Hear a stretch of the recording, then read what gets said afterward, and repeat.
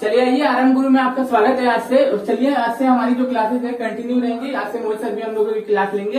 तो चलिए आज स्टार्ट करते हैं। हमारा आज का जो टॉपिक है बायोलॉजी से है और बायोलॉजी से भी किससे है? बायोलॉजी से है श्वसन तंत्र। श्वसन तंत्र यानी रेस्पिरेटरी सिस्टम, यानी कि जो हम लोग का सांस लेना और सांस छोड़ना, इसी को क्या कहते हैं? श्वसन तंत्र कहते हैं। ठीक है, चलिए इसको अच्छे से आइए हम समझते हुए आगे बढ़ते हैं। इसको देख के डरिएगा मत, बहुत ईजी है, बस समझते हुए चलिएगा। 2-3 बार वीडियो देखिएगा, आराम से आपको रटा जाएगा और इससे क्वेश्चन बहुत पूछे जाते हैं, ये सबके काम आएगा। चलिए तो स्टार्ट करते हैं। सबसे पहली बात हम आपको बताते हैं कि ऑक्सीकरण मतलब कि ऑक्सीकरण सांस लेना और सांस को छोड़ना ही क्या कहलाता है? ऑक्सीकरण कहलाता है। ऊर्जा और उष्मा, हम लोगों का क्या होता है? ऊर्जा और उष्मा का ट्रांसफर होता है किसके द्वारा? सांस लेने के द्वारा। होता क्या? अपचायी कैटाबॉलिक प्रक्रिया भी इसी के द्वारा कंप्लीट की जाती है।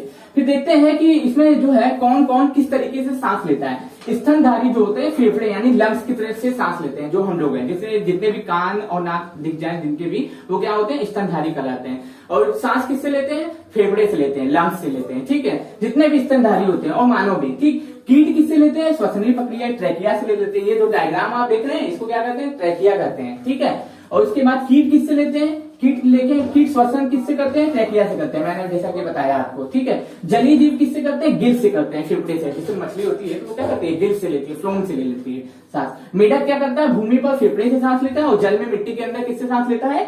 त्वचा से सांस लेता है। और कैटबॉल किससे सांस लेते हैं? गिल से सांस लेते हैं, याद रखिएगा। तो चलिए इसको रिवीजन करते हैं। सबसे पहली बात कि ऑक्सीकरण क्या होता है? वायु का लेना और छोड़ना ही क्या कहलाता है? ऑक्सीकरण कहलाता है। और उष्मा तथा उष्मा का ट्रांसफर होता है किसके द्वारा? ऑक्सीकरण के द्वारा। अब देखिए होता क्या है? अपचायी कैटाबॉलिक प्रक्रिया, अपचायी कैटाबॉलिक प्रक्रिया इसमें संपन्न की जाती है। अब देखिए स्तनधारी किस तरीके से सांस लेते हैं? फेफड़े से सांस लेते हैं। किससे? लंग्स के द्वारा सांस लेते हैं स्तनधारी जितने भी होते हैं। ठीक है, कीट किस तरीके से सांस लेते हैं? ट्रैकिया के द्वारा सांस लेते हैं डायरेक्ट वो लोग। जलीय जीव क्लोम यानी कि गिल्स के द्वारा सांस ले लेते हैं।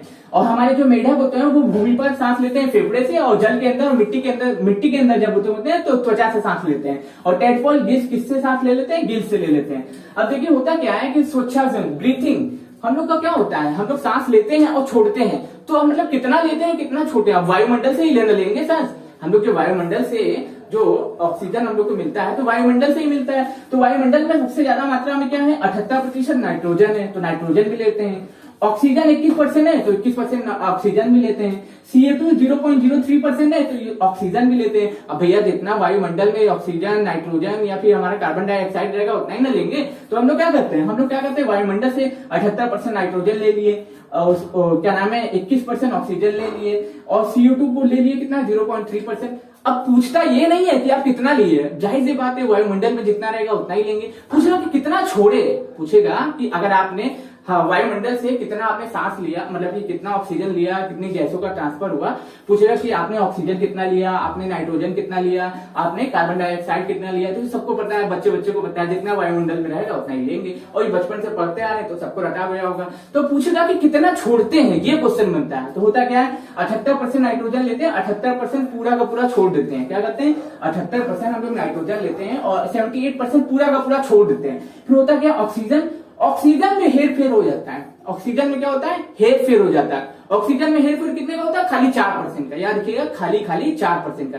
यानी 21% में ऑक्सीजन लिए किससे? वायुमंडल से, और कितना परसेंट छोड़ दिए? 17% छोड़ दिए। तो 4% गायब हो गया, 4% इस्तेमाल कर लिए। फिर होता क्या? CO2 0.03% मतलब 1% से भी कम लेते हैं, मतलब 1% से भी कम लेते हैं। यानी कि 1% से भी कम लेते हैं, लेकिन छोड़ कितना देते हैं? 4%। तो 4 माइनस करके 4 नीचे प्लस कर दीजिएगा, आपका कंप्लीट हो जाएगा।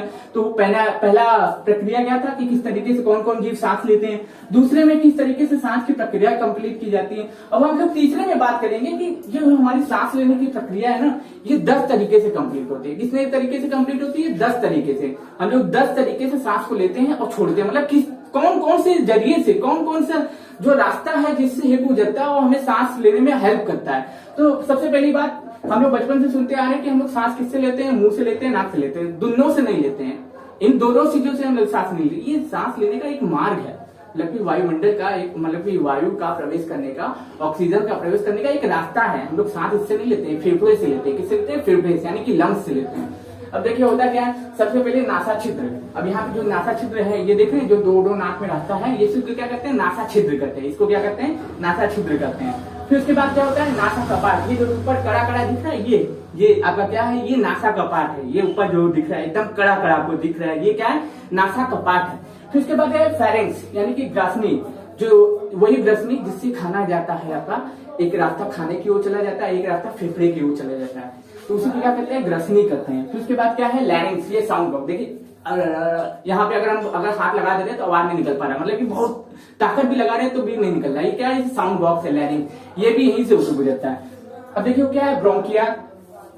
अब जो ब्रोंकिया जो होता है, अब ये देखिए जो मैंने एक डायग्राम बनाया हुआ है ये फेफड़े का, ये लंग्स का। अब इसको एकदम आराम से आप समझिएगा। सबसे पहले आपको क्या दिखा, नासा क्षेत्र दिखा, फिर नासा कपाट दिखा, फिर उसके बाद क्या दिखा फेरेंक्स यानी कि फेरेंक्स यानी कि जो ग्रसनी जो पाइप होती है, जो पाइप जो दो रास्ते में विभाजित हो जाती है। जैसे मैंने एक पाइप बनाया, अब देखिए इसको ध्यान से, ठीक, ये एक पाइप बनाया, ठीक, बनाने के बाद एक रास्ता कहाँ जा रहा है, फेफड़े की ओर जा रहा है, एक रास्ता खाने को लेके जा रहा है। तो यहाँ पे इपिक्लोसिस का एक ढक्कन होता है, इपिक्लोसिस का एक ढक्कन होता है, ऊपर से ये पाइप आ रही है, मान लीजिए ये ऊपर से पाइप आ रही है खुली हुई है, ये एपिक्लोसिस का ढक्कन है, ये एपिक्लोसिस का एक ढक्कन है, ठीक। तो यही एक रास्ता कहाँ जाता है, फेफड़े की ओर, एक रास्ता खाने की ओर जाता है। तो यही क्या है, ये फेरिंक्स है। यानी कि फिर उसके बाद क्या है लैरिंक्स यानी कि स्वर तंत्र। यहाँ पे जो होता है स्वर तंत्र होता है, स्वर तंत्र यानी कि क्या होता है, यहाँ का साउंड बॉक्स होता है। अब इसको दबा दीजिए, फिर आवाज देखिए इतना अजीब निकलने लग रहा है, मतलब यहाँ से आवाज निकलती है।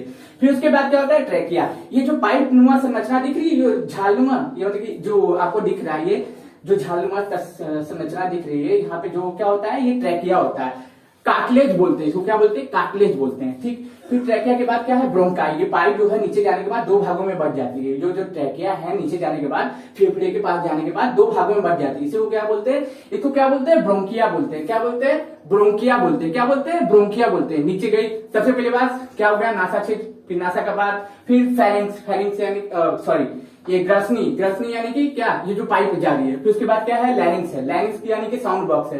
फिर उसके बाद क्या है ट्रैकिया यानी कि श्वास नली, इसको श्वास नली बोलते हैं। नीचे जाने के बाद ये क्या होती है दो भागों में बढ़ जाती है। सबसे पहले क्या फूला नासा क्षेत्र देख लीजिए, फिर नासा कपाट, फिर उसके बाद तीसरे नंबर पे क्या है फेरिंक्स, ग्रसनी है, ग्रसनी जिससे वो खाना प्रवेश करता है और वायु प्रवेश करती है। चौथे में क्या है लैरिंक्स यानी कि साउंड बॉक्स है। पांचवें में क्या है स्वर तंत्र, पांचवें में ट्रैकिया है। ये जो पाइप दिख रही है नीचे जाने के बाद कार्टिलेज टाइप की पाइप दिख रही है, ये क्या है ट्रैकिया है। ये थोड़ी थोड़ी दूरी पे ऐसी क्या होती है पंप होती है, ऊपर नीचे थोड़ी दूरी पे। फिर उसके बाद क्या है ब्रोंकाई, दो भागों में बढ़ जाती है। फिर ब्रोंकाई से जो अलग अलग निकल जाती है आपकी, और उसके ऊपर जो संरचना छोटी छोटी आपको दिख रही है, ये क्या है एल्वियोली है। ये क्या है, यही एल्वियोली है, यही हमारे सांस लेने में हेल्प करती है। यही जो एल्वियोली है यही क्या करती है हमारे सांस लेने में हेल्प करती है। फिर उसके बाद क्या मिलेगा ब्लड मिलेगा, फिर उसके बाद ब्लड से हमारा कहाँ चला जाएगा माइटोकॉन्ड्रिया के पास चला जाता है। अब देखिए इसको समझिए, मैंने पहले क्या रास्ता बताया आपको, नासा क्षेत्र दिख गया, फिर नासा कपाट यहाँ पे दिख गया, फिर उसके बाद फेरिंक्स दिख गया यानी कि ग्रसनी दिख गई, फिर उसके बाद लैरिंक्स यानी कि साउंड बॉक्स दिख गया, फिर उसके बाद ट्रैकिया जो पाइप नुमा संरचना है इसको क्या बोलते हैं ट्रैकिया। फिर उसके बाद क्या ब्रोंकाई, ये दो भागों में बढ़ गया, फिर ब्रोंकेस ये जो अलग अलग निकल गया, फिर इसके ऊपर ये जो दिख रहा है आपको यही जो है क्या है एल्वियोली है। यहीं पे कोरोना अटैक करता है, यहीं पे जाके कोरोना अटैक करता है, यहाँ पे जाके वायरस जो है बढ़ जाता है और फिर पूरा रास्ता जाम कर देता है, और फिर उससे क्या होता है हम लोग सांस नहीं ले पाते हैं, इसलिए कहते हैं कोरोना हो गया है, सांस लेने में प्रॉब्लम हो रही है। फिर उसके बाद क्या होता है कि जो एल्वियोली है ना, एल्वियोली बहुत ज्यादा लाभदायक हम लोगों के लिए। एल्वियोली ही ऐसी एक जगह है जहां से क्या होता है वो क्या प्रवेश करता है, ऑक्सीजन प्रवेश करता है। कहाँ पे, ऑक्सीजन का लाना और ले जाना, ऑक्सीजन को ले आना और कार्बन डाइऑक्साइड को ले जाने का काम जो कौन करता है, ये करती है कौन, एल्वियोली करती है। अब देखिए एल्वियोली में होता क्या है, एल्वियोली को समझने से पहले हम लोग समझ लेते हैं डायफ्राम के बारे में, फिर एल्वियोली को मैं अच्छे से एक्सप्लेन करूंगा। अब जैसे मैंने सांस लिया, फिर क्या होता है सांस ले रहे हैं तो हमारे डायफ्राम पिचक गया। अब पिचक गया, फिर उसके बाद जैसे हम लोग सांस छोड़ते हैं वैसे ऊपर नीचे से डायफ्राम धकेलता है, नीचे से जैसे मान लीजिए वायुमंडल से ऑक्सीजन आया, ठीक, सांस लिए, फिर उसके बाद हमारे ये बचक गया। फिर उसके बाद क्या होता है हम सांस लिए तो छोड़ेंगे क्या, और कार्बन डाइऑक्साइड छोड़ेंगे यानी कि CO2 छोड़ेंगे, तो नीचे से जो होगा हमारा जो होता है डायफ्राम नीचे से धकेलता है, धकेलेगा, फिर बाहर से ऑक्सीजन निकल के आ जाएगा।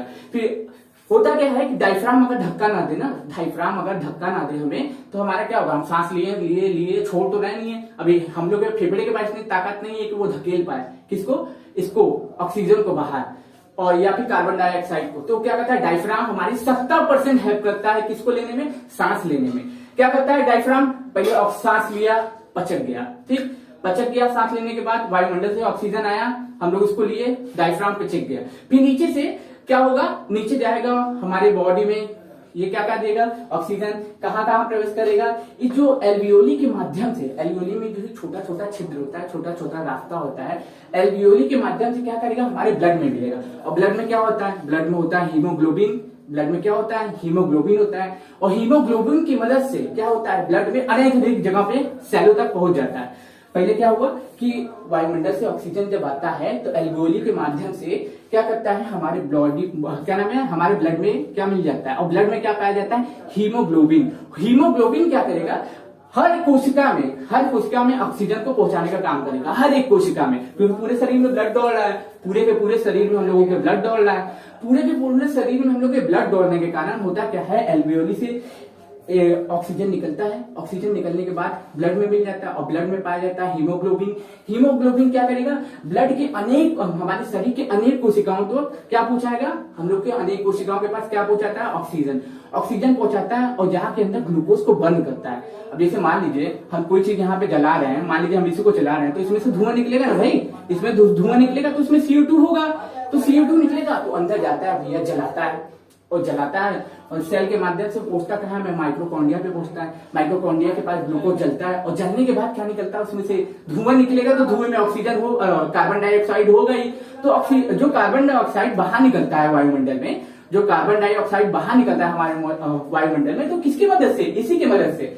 अब जैसे मान लीजिए एल्वियोली अगर काम करना बंद कर दे, ना तो आप सांस ले पाएंगे, ना तो आप छोड़ पाएंगे, तुरंत आपकी मृत्यु हो जाएगी, क्योंकि एल्वियोली एक ऐसा रास्ता है जिसके माध्यम से हमारे ब्लड में क्या पहुंचता है, ऑक्सीजन पहुंचता है, और हमारे शरीर के अनेक अंगों से CO2 को खींच के ले आने का काम भी कौन करता है, एल्वियोली ही करता है। और डायफ्राम जो है ना, वो क्या करता है, वायुमंडल से अगर ऑक्सीजन आया तो उसको लिए, ठीक, ऑक्सीजन लिए, ठीक, पता चला ऑक्सीजन लेने के बाद हम गाड़ी चला रहे हैं और हमारा डायफ्राम टूट गया, तो फिर क्या करेंगे मालूम होता क्या है, डायफ्राम टूटने के बाद तुरंत देखते हैं पिक्चर में दिखाता होगा कि मर जाता है, हो जाता है ना, क्यों, कुछ चोट नहीं लगा, कुछ भी चोट नहीं लगा, डायफ्राम टूट गया।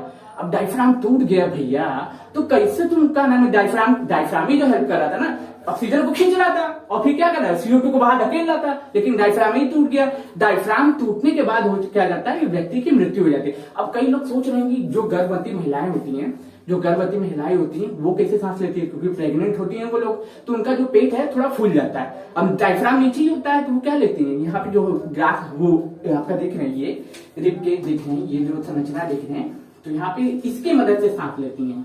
ये देखते हैं इनका जो यहाँ पे का हिस्सा होता है वो फूलता है, इस तरीके से सांस लेते हैं। हम लोग डायफ्राम से लेते हैं, उनकी भी संरचना दी गई है भगवान के द्वारा से।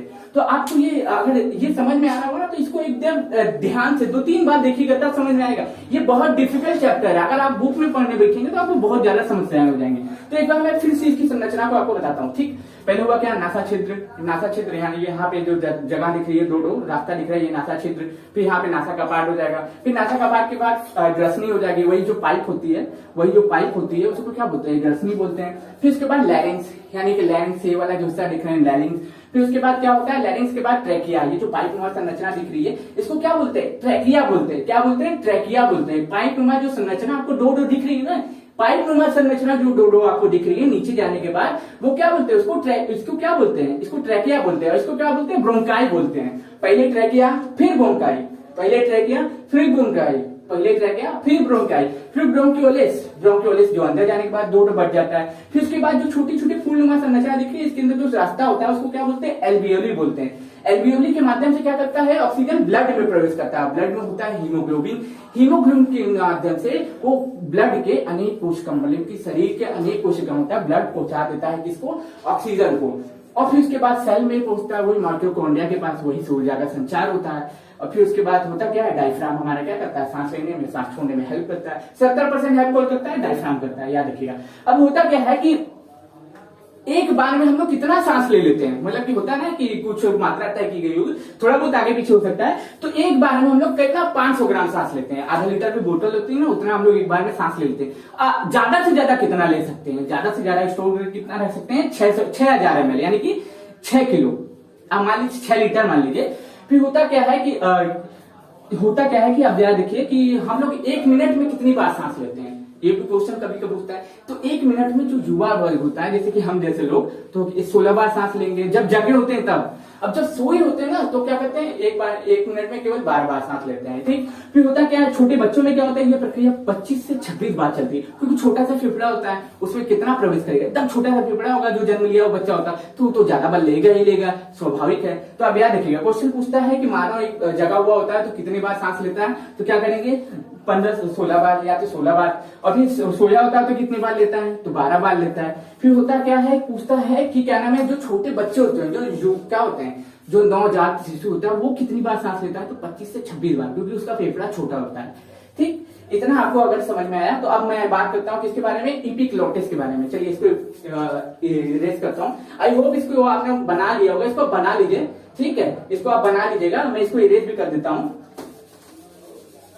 सॉरी, एक चीज मैंने बताना भूल गया, ये जो होता है ना, ये इसके ऊपर जो संरचना होती है डबल झिल्ली, पूछता है कि डायफ्राम के ऊपर यानी कि लंग्स के ऊपर जो संरचना होती है, जो परत चढ़ी होती है, वो किसकी होती है, तो ये जो मान लीजिए ये डायफ्राम है, ठीक, ये डायफ्राम के ऊपर जो परत चढ़ी होती है, ये जो परत चढ़ी होती है उसको क्या बोलते हैं, प्लूरा मेम्ब्रेन बोलते हैं। डायफ्राम के ऊपर जो परत चढ़ी होती है ना, उसको क्या बोलते हैं, प्लूरा मेम्ब्रेन। क्वेश्चन बनता है, इसे याद रखिएगा। श्वसन तंत्र बहुत ही महत्वपूर्ण अंग है हम लोगों के बॉडी का और बायोलॉजी का, इससे ही आपका बायोलॉजी कंप्लीट होता है, समझ लीजिए। होता क्या है, इसके प्लूरा मेम्ब्रेन नामक एक परत चढ़ी होती है। अब चलिए इसको इरेज करके मैं दूसरी बातें बताता हूँ आपको इसके बारे में। अब जैसे कि एक चीज मैं आपको बताना चाहता हूँ, अब जैसे मान लीजिए ये जो दो कपाट है, ठीक, होता क्या है कि ये जो रास्ता है नीचे आया, ठीक, ये 2 रास्ता देख लेंगे आप, यहाँ से एक पाइप बना देता हूं मैं, ठीक, ये ग्रसनी है, ठीक। तो यहाँ पे इपिग्लोटिस का नाम एक ढक्कन होता है, इपिग्लोटिस का एक ढक्कन होता है, इपिग्लोटिस, बार बार चिल्ला रहा हूँ, इसको आप लिख लीजिए। इसको ढक्कन को क्या बोलते हैं, इपिग्लोटिस।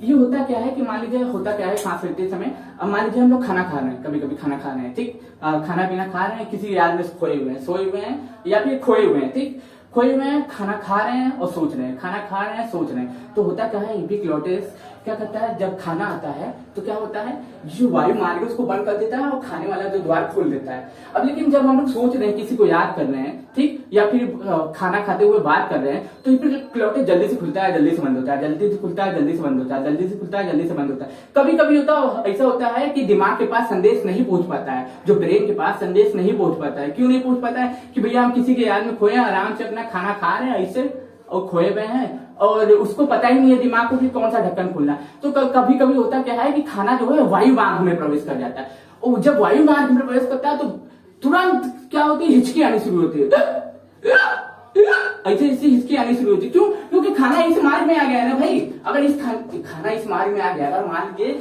एक खाना इस मार्ग में आके फंस गया, अगर खाना इस मार्ग में आके फंस गया तो क्या होगा, व्यक्ति की ऑन द स्पॉट मृत्यु हो जाती है।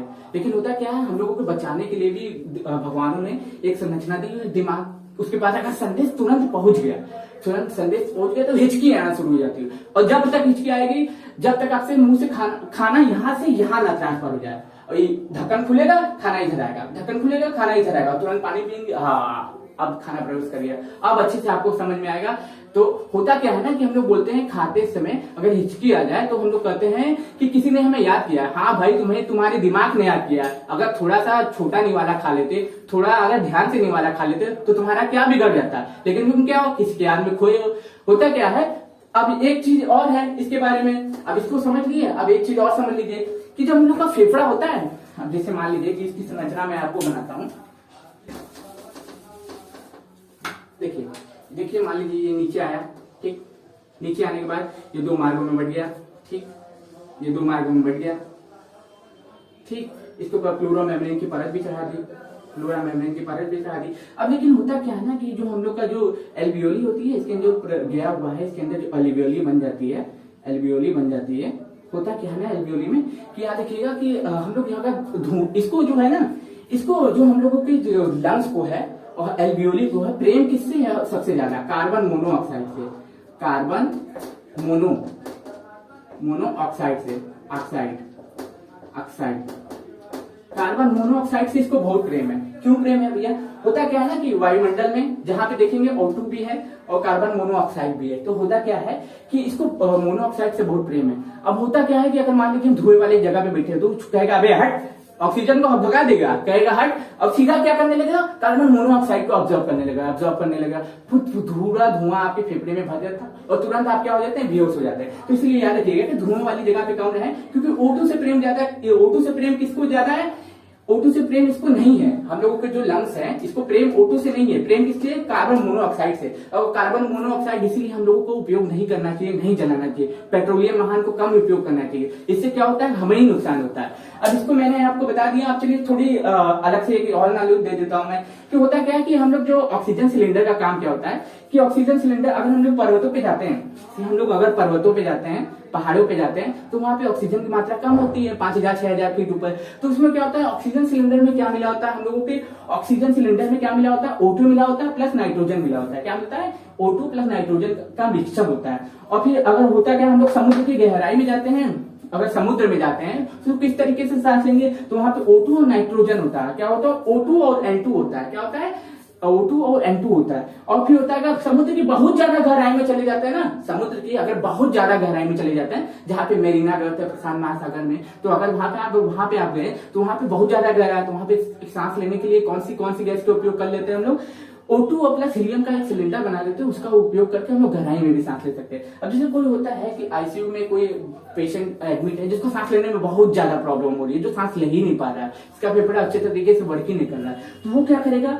वो आईसीयू में किसका उपयोग करते हैं? O2 plus helium, O2 plus helium का उपयोग यहाँ पे भी कर लेते हैं वो लोग। तो इतनी चीजें आप याद रखिएगा। इसको एक बार आप याद कर लीजिएगा, एक बार इसको आप नोट कर लीजिएगा, इस वीडियो को 2-3 बार देख लीजिएगा, तब समझ में आएगा। एक बार में समझ में आने वाली चीज नहीं है ये चीज, और इससे क्वेश्चन हमेशा बनते हैं, और ये सभी वर्ग के बच्चों के लिए और ऑल इंडिया एग्जाम के लिए। आप ये स्पेशली मानते मत चलिएगा कि बीपीएससी के लिए, ठीक है? तो चलिए अब इसको खत्म करते हैं। और एक डेफिनेशन अगर कोई पूछे तो क्या करिएगा? श्वसन मार्ग किसे कहते हैं? होता है मान लीजिए छोटे क्लास में, यूपी बोर्ड में, सीबीएसई में, इंग्लिश हिंदी में दोनों में पूछ लेते हैं व्हाट इज श्वसन मार्ग, यानी कि व्हाट इज रेस्पिरेटरी सिस्टम। तो क्या बोलेंगे कि जिस मार्ग से वायु का अनुसरण होता है उसे श्वसन मार्ग कहते हैं। मतलब जिस मार्ग से वायु का आना और जाना होता है उसी को क्या होता है? श्वसन मार्ग कहते हैं। तो आज का वीडियो आई होप आपको अगर पसंद आया होगा तो हमारे चैनल को लाइक करें, सब्सक्राइब करें और क्लासेस को पूरा देखिए। आप लोग 15-15 10-10 मिनट की क्लासेस देख रहे हैं तो अच्छा नहीं लग रहा है, तो हम लोग आपके लिए मेहनत कर रहे हैं, तो आप लोग भी पूरी मेहनत करिए और क्लासेस को पूरा देखिए। तो मैं आशा करता हूँ वीडियो पसंद आया तो हमारे चैनल को लाइक करें, सब्सक्राइब करो और चैनल को आगे बढ़ाएं। धन्यवाद।